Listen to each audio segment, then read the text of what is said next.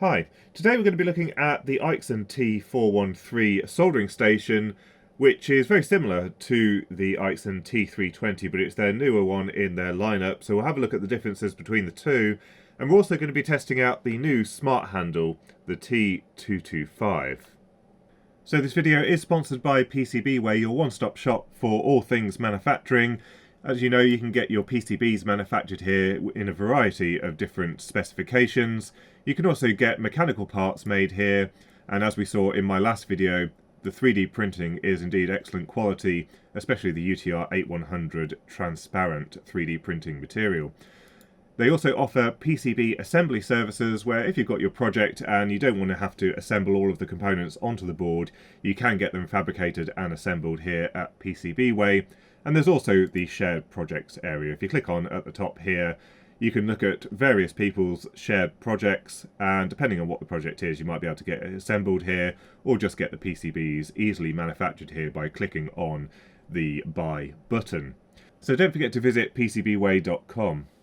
So last year, as I said, we looked at the T320 soldering station, which was a 200 watt system compatible with both T10 and T245 cartridges. This one is slightly different. This one isn't compatible with the T210. It's only suitable for use with the T245 or their new smart handle, the T225. And we'll have a look at what this handle provides. But this actually takes custom cartridges custom to Aixun, so that kind of loses some of its appeal, because one of the nice things about the 245 cartridges and the 210 and the 115 is that we can use genuine JBC cartridges, whereas in this one we're kind of locked to these particular cartridges that have been supplied by Aixun. There's a few other mentions in terms of new features. Rather than the PID temperature control algorithm that they mention in most of the other soldering stations, in this one they're saying they've got an exclusive neural network temperature control algorithm. Now I'm not sure what that means in practice. My experience with the Aixun soldering stations in the past is they seem pretty stable when delivering power into a soldering load or just while you're soldering, so I'm not sure if we'll notice any difference in practice there. This one also has an application that you can run on the PC, so you can actually display the screen on your PC should you wish to do that. Maybe that could be useful for people to see what settings you've got your soldering iron on if you're recording a video and that kind of thing. And then the other thing is this one also is compatible with a new dongle that they sell. And the idea behind this is it allows you to have voice control of your Aixun devices. I'm not sure how many devices it's compatible with, but certainly you can use it with the T413. It includes some buttons on there, including the presets, also a rotary encoder with a round display for at a glance sort of display of the settings you've got going on there. And actually, if you look at the marketing picture, it shows temperature and air. So maybe this one dongle will allow you to control your soldering station, your hot air station, and potentially allow things to be a little bit more ergonomic on your desk. So the standard scope of delivery for the T413 is what we've got on the bench here. First of all, we get a mains cable depending on your region. You get a little cable tidy which attaches to the side of the unit, and that can be used to keep the soldering iron wire out of the way. We get 3 soldering cartridges in C245 format, although, as I said, if you use the T245 handpiece, you can use it with genuine JBC cartridges. You get an ESD lead. You get 2 foam sleeves for the T245 handle, and then you get the handle in blue, and then obviously the base unit itself. The handpiece is very slightly different to the regular T245 handpieces in that there's a little bit more detail on this unit. It includes a slightly different strain relief, which actually works really nicely, and it is finished in blue. They include a couple of these sleeves, and I highly recommend that you use them because I've noticed in the past that the JBC style handpieces do start to get warm if you hold the handpiece down very close to the metal ring just here. Then let's have a look at the 3 cartridges that are provided with this system.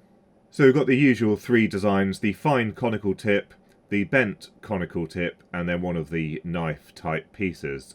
And what I have found in the past is that these aren't really capable of showing off the maximum power that the soldering iron can deliver. They just don't have the geometry to deliver that much heat into the workpiece. So if you are doing any soldering that's likely to require anywhere near the power delivery capability of the T225 system, you will need to buy a genuine JBC cartridge with a much larger tip. And then we have the soldering station itself, which in its mechanical design hasn't changed from the T320. So it's got exactly the same mechanics on here. And one thing the pictures don't really show is quite how big this unit is. It's a lot bigger than you would expect when you get it in your hand. Certainly bigger than a JBC compact station.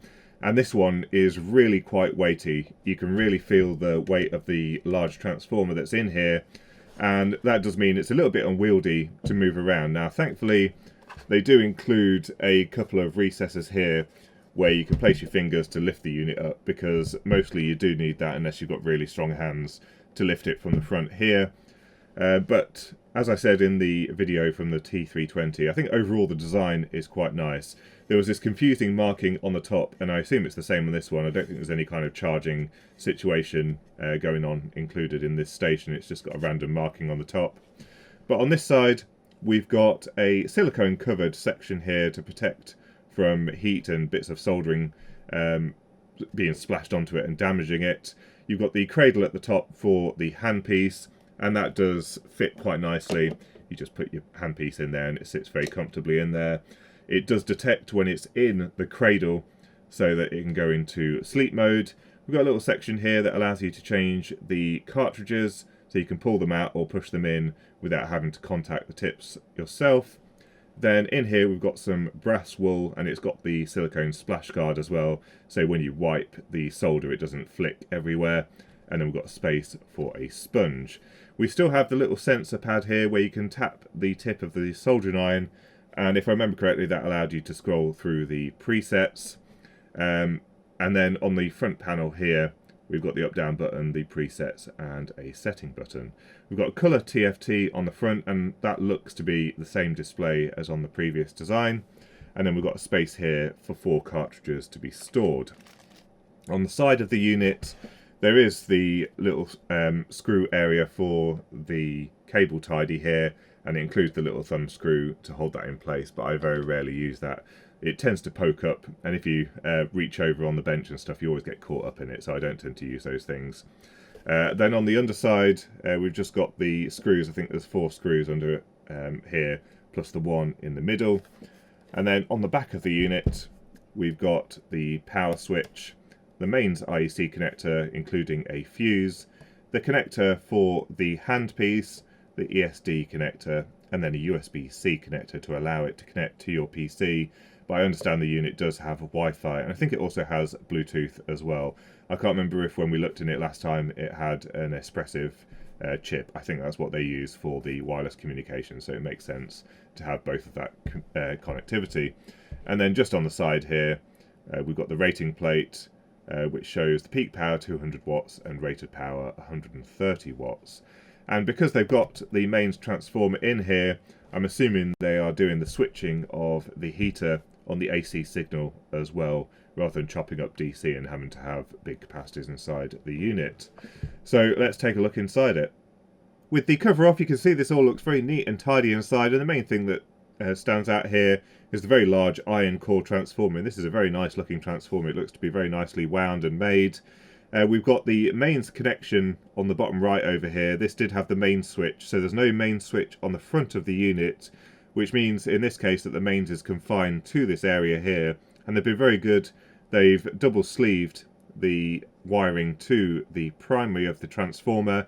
Note there is only one winding for the primary, so it's region specific. If you live in an area where you have 115 volts rather than 230 volts, then you will need a different device. They do sell that, but you can't change the taps or anything like that if you move into a different area.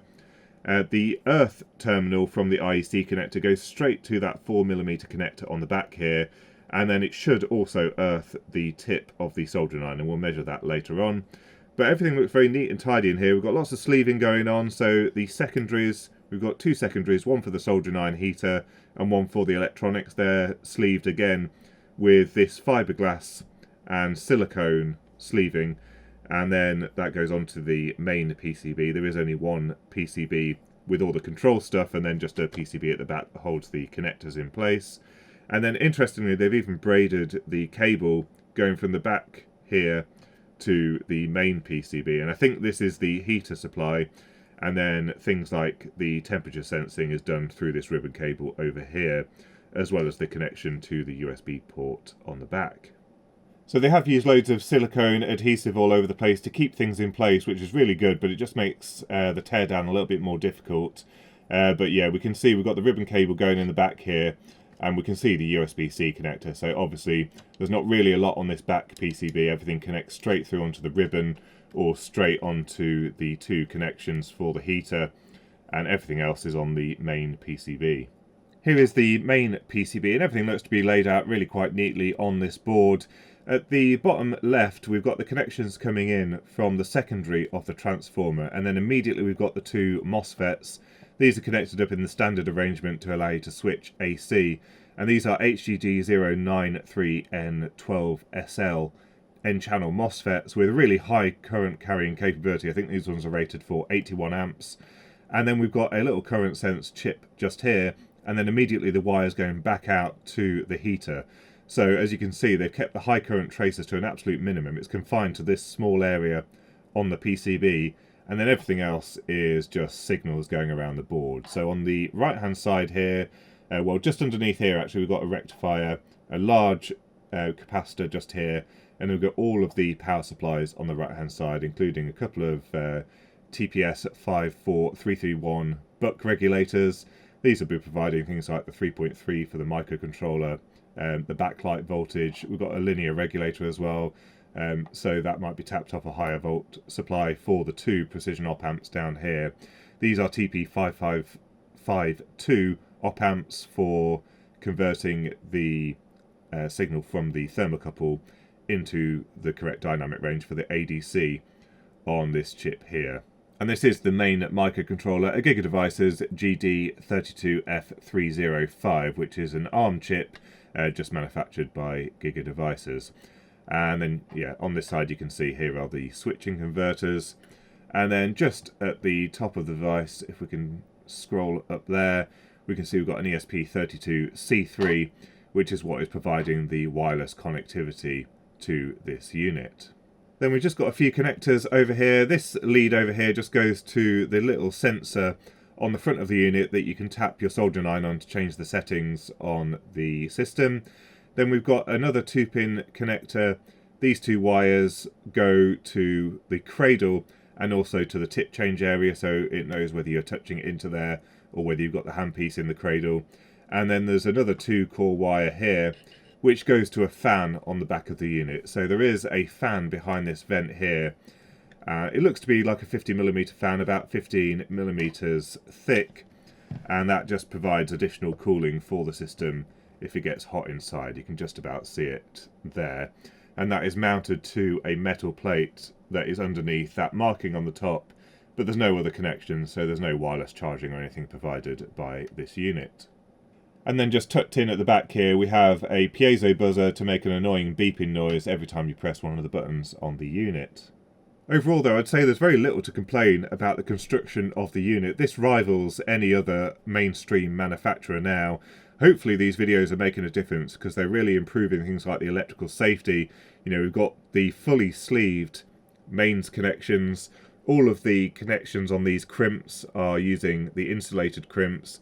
And any areas where there's a slight risk that potentially if something got crushed we'd contact the mains connections, you know, they've got the extra sleeving on the secondaries which technically isn't needed. It's all been done very well, and I think rivals any of the European manufacturers now. It's really nice to see that they've really stepped up their game and are listening and making all of these improvements, because from what I can see here, this is the kind of thing that I would happily have on my bench plugged into the mains and not worry about going up in flames, you know, because there's electrical hazards inside. Next, let's take a look at the new T225 intelligent handpiece. Now, unlike the previous Aixun handpieces, this one doesn't have any compatible JBC cartridges. This is designed exclusively for Aixun's own range of cartridges. It's also at the moment only compatible with the T413 station here, so we can't use it with any of the other stations that we've got in the lineup. So the difference between this and the regular handpiece, first of all, as you can see, we've got the temperature control on the handpiece here. So up, down, and then we've got the presets here as well. But then this also has a 6-axis gyroscope inside of it. And the idea is that I think we can do gestures with the handpiece, but also as soon as you place it down, it can immediately detect that it's on a bench. Unlike a vibration detector, it can immediately detect that it's laying down, it's on a bench, and it can put the tip to sleep immediately. If we take a look at the marketing material, we can see actually they've got a wide range of new tips available. Unfortunately, they didn't send me any of these larger ones. It would have been nice to have seen, for example, the C250, which is a high power cartridge that still works with the same handpiece, but then we've got basically going smaller from the C250 to the C150, C80, and then the smallest out of all of them is the C030. And the nice thing about this is you can use all of the geometries of tips just with the one handpiece.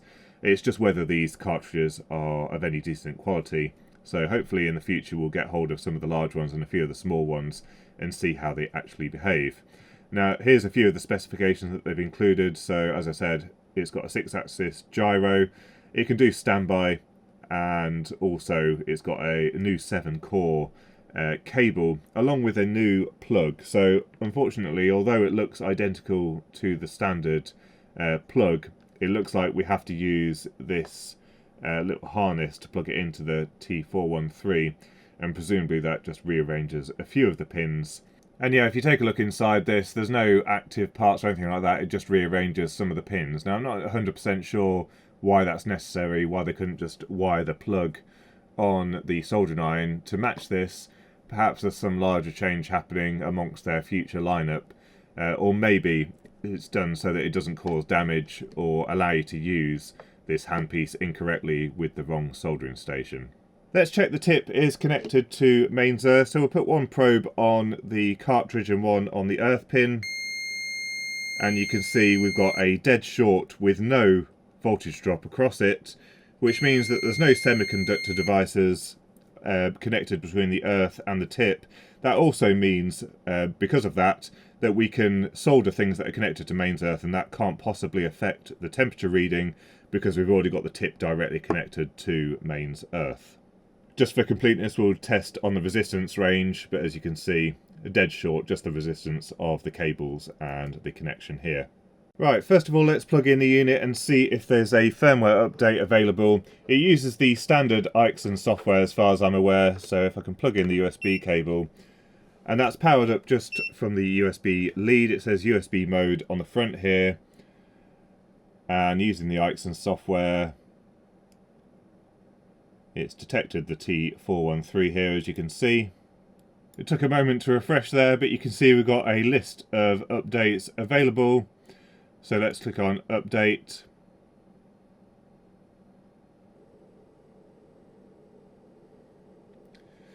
So for whatever reason, I don't seem to be able to update the firmware on this unit, and one of the things that it mentions on the upgrade from 1.03 to 1.04 is the support for the T225 handle.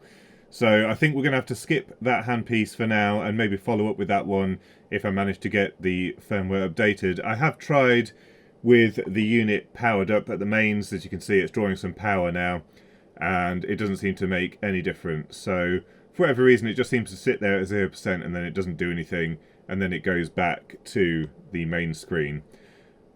Let's power the unit up without the USB connector installed.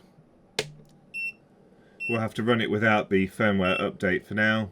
Lots of beeping going on, and it's heated up to the standby temperature. And when it's in standby mode, the display is in green.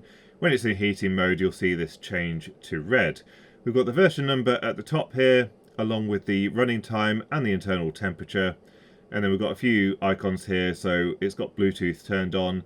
It is actually connected to Wi-Fi. I tried connecting to Wi-Fi using the app on the PC in the hope that we'd be able to stream the display, but I can't seem to find anywhere how you can stream the display to the PC, so we'll have to film the display directly.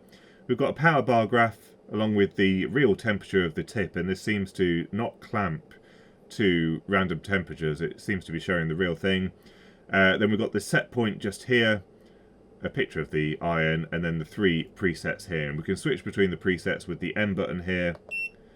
And the number of beeps represents the preset number. So if we press it one more time, you hear it do it twice, and 3 for the 380. That beep tone is quite annoying. And one thing that you can do is you can use the little sensor tip here to change the temperature of the iron. So if we take the handpiece out the cradle, you can see it's currently set to 280, and it is blipping all over the place a little bit. And first of all, we can put it into sleep mode by touching once, and you get the green display, and when you tap it again, it turns it into active mode. If you hold the tip down on the little pad here, then it turns the temperature up in 10-degree steps, accompanied with a little beep each time. And then we should be able to decrease the temperature. It says a short tap and then hold down. Oh, no, it's going up. Let's try lowering the temperature again. No, it's just going up, and it carries on going up. We're supposed to also be able to change the preset by double tapping. No, that's put it into standby mode. No, I don't think that's particularly reliable. Perhaps the firmware update fixes that, but it doesn't seem to work very well for me at the moment. Let's have a look at the menu system. So we can go to the menu. I think we press the set button here, and we've got a graphical user interface here that allows us to scroll through the various settings. So we've got the system settings first of all. We can press set here, and this takes us to a list of items that we can configure for the device. So first of all, we've got the language. If we press set here, we can pick between, looks like, Russian, Chinese and English. We can go back by pressing the M button. If we scroll down, we've got sound, which we absolutely need to turn off. I think this is getting annoying. Scroll down to off, and then press the set button, which is the bottom one here, and that changes the setting.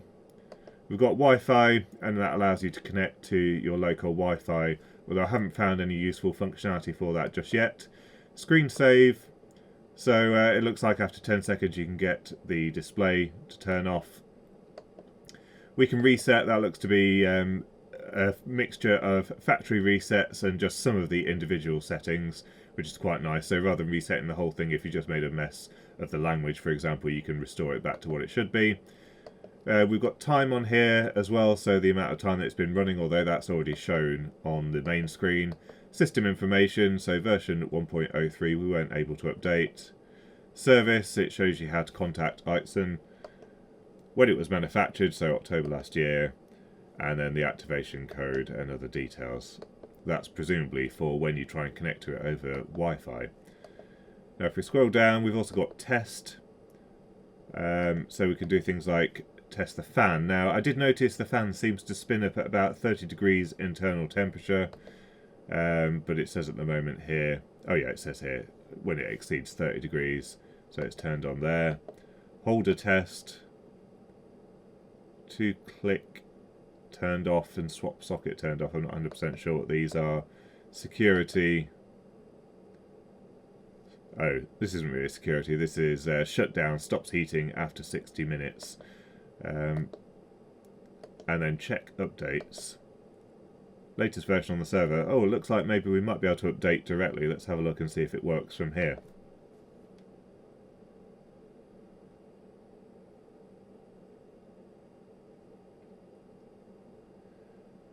And there we go, firmware update complete. So we should be able to try out the new handpiece.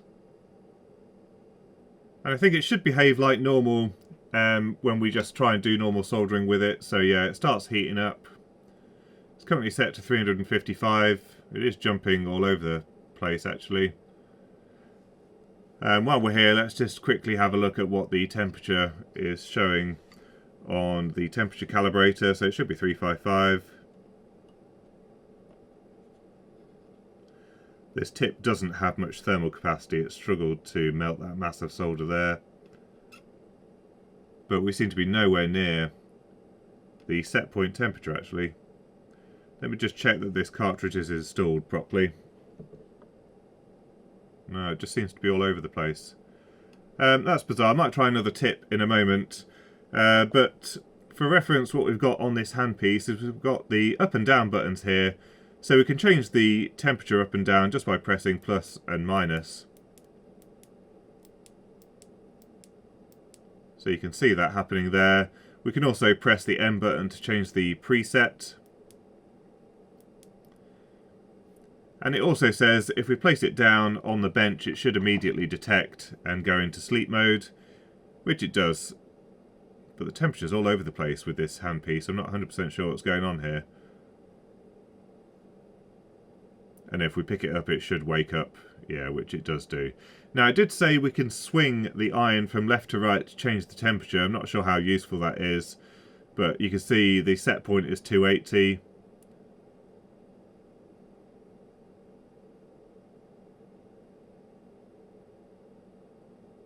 Now, that functionality doesn't seem to be implemented just yet. But yeah, the idea is that you can quickly change the temperature on here. And if you don't want to use the cradle, you can just place it on your bench and put it into sleep mode, which certainly does seem to work, but for some reason the temperatures are way off. Let's try the other cartridge that was included with this handpiece. What's it doing on the temperature calibrator? Oh, there's not much thermal mass on these cartridges, doesn't seem to be melting very easily. But it's in good contact here with the calibrator, and it's reading way under, by over 100 degrees C. So something's not quite right with this handpiece. Let's try the original one and just check what's going on. Yeah, see, that's more like it. It's a little bit over, within spec, but that's heating up properly. So I'm not 100% sure what's going on with the intelligent handpiece, but at least the standard one seems to be working properly, as you can see. Well, I took a look through the user manual, and there is no mention of any kind of calibration, whether it's even possible. But that's pretty rubbish if you're unable to make any calibrations to the device. However, one thing I did notice is that they include a function where you can graph the temperature and power on the display, which may be useful for some people. You can press the set button briefly, and then it enters the graphing mode. Now, one thing that I noticed just by looking at this is the temperature is quite drifty. You know, it is wobbling all over the place. If we take the handpiece out the cradle, you can see the temperature and the power jump up, and then it starts to stabilize.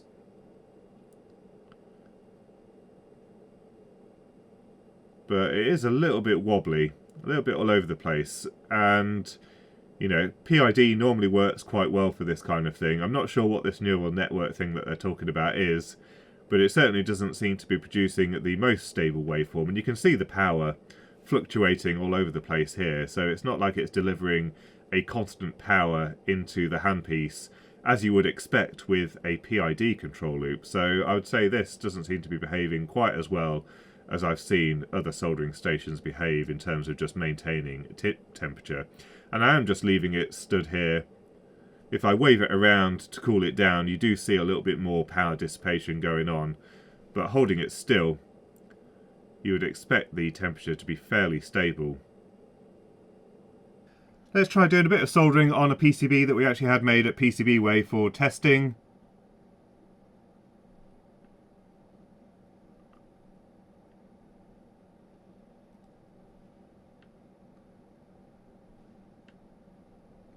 No problem soldering those pads. Let's move on to slightly bigger.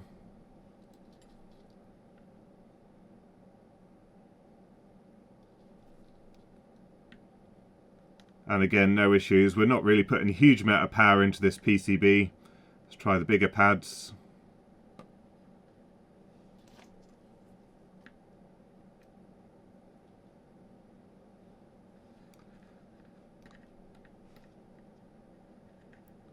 So yeah, no real issues there. Let's try something with a bit more thermal mass. We've got a PCB here with 4 layers. Layers 2 and 3 are continuous ground planes, and then we've got everything stitched together with vias. So let's see if we can heat these pads up okay. We're probably going to find the limitations of this style cartridge but we can always swap over to a genuine JBC and see how that works. And you can see we're struggling to put some of the heat into the PCB, but we do get there eventually. About 50 watts or so being put into the board at the moment. So we've got a JBC 5mm tip in the iron now. Let's heat this up. Lots of power there being put into the tip to warm it up. And let's heat up the board.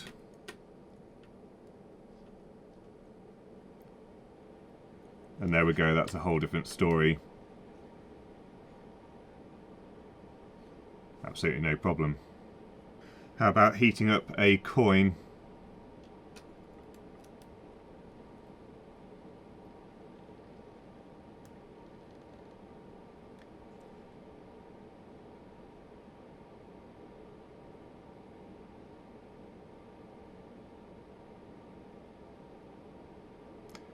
$70 watts there being put into the coin. I think slightly less than the PDK station. So it does look like this control loop that they've got running on this station doesn't quite work as well as I would like.